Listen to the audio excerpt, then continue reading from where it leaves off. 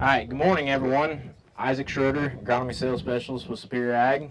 We're going to do a short micro session here on fungicides. To get started here, we're going to kind of go through the season. So we're going to start off with a row starter. Kind of a newer concept that we've started looking at is a product called Xyway within the row starter. What we're looking at there is we're looking at controlling some early season diseases. We've seen pretty good control this year in some of our innovator trials on some gray leaf spot, northern cornleaf blight. We've seen some control of physoderma. Physoderma is a disease that infects the plant in June. It typically doesn't impact yield unless it stays in the plant late season, and then we have some stalk breakage when the physoderma will actually infect the nodes. Moving on, we move up to the V5 timing. So with V5, can anybody tell me what's going on in the plant in V5? So at that time, we're setting the number of rows around within the year. So if we can put on a fungicide at that time frame and make the plant happy, we're typically going to see a couple more rows around on the plant. Pests that we're controlling at this point in time, we're still looking at controlling the physoderma. And like I said, the physoderma, it infects the plant early. We're still looking at controlling the gray leaf spot and the northern cornleaf blight, which are going to overwinter within the crop residue. And at this time within our innovator trials, we typically see about a 7 bushel yield response from an application at this time. And the convenient thing is we can throw it in with a herbicide application and we don't have the extra cost.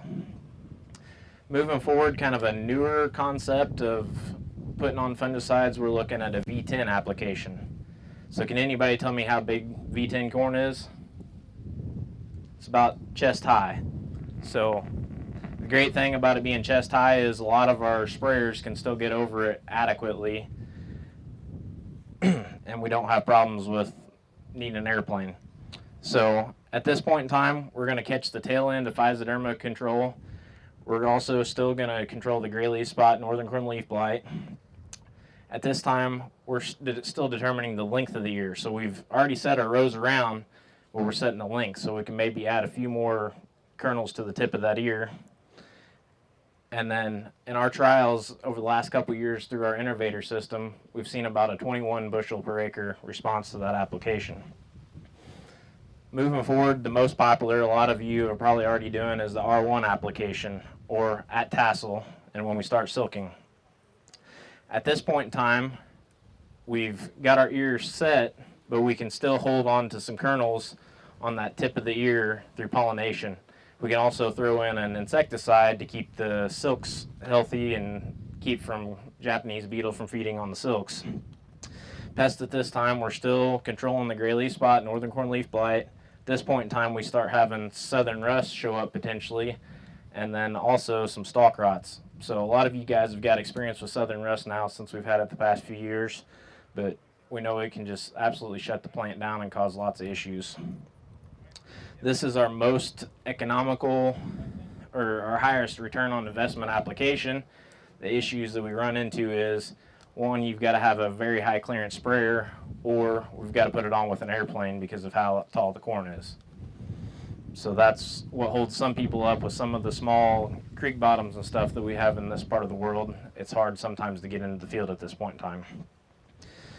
Another new application that we're looking at is looking at doing something later in the season at R5. So can anybody tell me what R5 is? So that is when the ear is actually denting. So a lot of times when we think of the ear denting, we're getting the combine ready and we're getting ready to go to the field, right? Well, at R5, we've still got approximately 40% of the grain fill left to go. So we've only made 60% of that year's weight at that point in time. And we still have another 2 to 4 weeks left before we get to black layer. So by putting on a late fungicide at this point in time, we can go ahead and keep that plant alive maybe a week or so longer and continue to fill out the ear and make the ear weigh a lot more. This would be an application to look at if we're pushing for extremely high yields. Diseases we're looking at this point in time, we're looking for a late infection of southern rust, which is going to shut that plant down and kill it, and also a newer disease, which is tar spot. We don't have a lot of experience with tar spot in this area, but we are starting to find it. It kind of started up north around Lafayette, and it's slowly working its way down here. With tar spot, what we see a lot of times late season is it's like southern rust, but it kills the plant, and then it'll cannibalize the stalks and suck all the sap out of the stalks, and therefore we'll get late season lodging. So this R5 application would be good mitigation for if we have a late infection of tar spot. So this is the answer plot data for corn fungicide. And what we see here is we've got all the different, and I think Jim had a chart similar to this, but we've got all the different responses to the hybrids within the answer plot system. You can see the break even in this chart's a couple years old, is about 8 bushel per acre. And then average yield response is somewhere around 12 bushel per acre. So year in, year out, we get our money back out of a R1 application. This chart's focusing on R1. But you can see Indiana all the way up here at almost 25 bushel per acre is the highest in the nation as far as response to fungicide. So we're kind of in the bad spot when it comes to dews, being right here along the Ohio River, and we see a lot more disease. So I guess my final message here going forward is, if you're not doing any fungicide, you really need to be looking at least one of these. But if you're doing one fungicide, maybe look at 2, possibly even 3, as we keep growing our yields and pushing for that next higher level. So if we got a couple minutes, I could take a question. So airplane at V5. Yeah, versus the sprayer, high clearance sprayer. So early season doing an airplane application versus. Late season.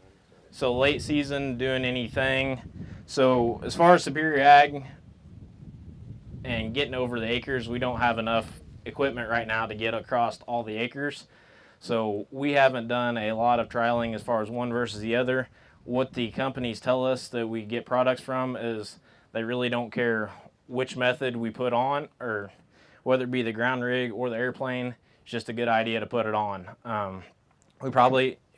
It's no question we get more water out there with the sprayer, but the airplane and the way the airplane works and the physics of the airplane pushing the water down into the canopy, we typically don't see a huge difference in coverage. So every bag of corn comes with fungicide. Are you talking more the row starter? So the row starter with the Xyway, we haven't seen an effect on the germination. What we have seen is it actually takes the amount of GDUs that it takes to get the plant out of the ground. It increases that slightly. So that gives more times for pests, insects, whatever, to feed on the seed. And we have in some situations, not all, most, it seems to be just fine. We have seen some stand reduction because of the pest feeding on the plants.